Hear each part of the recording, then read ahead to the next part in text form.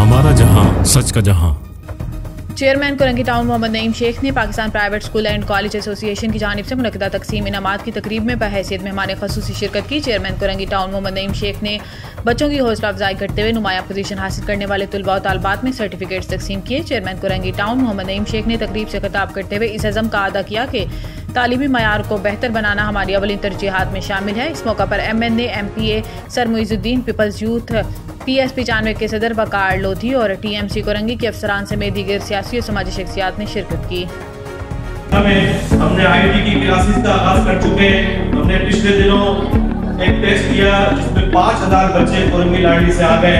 हमारी कैपेसिटी थी 2500 की साल के अंदर। अल्हम्दुलिल्लाह उस कैपेसिटी को हमने बढ़ाया है।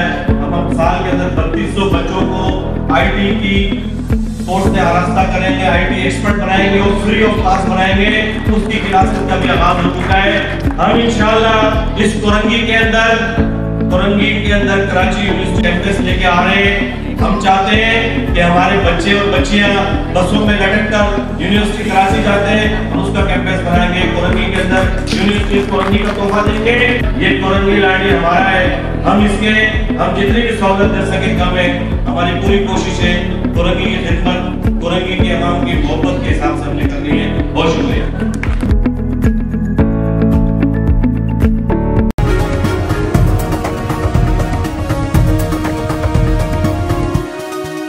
हमारा जहां, सच का जहां।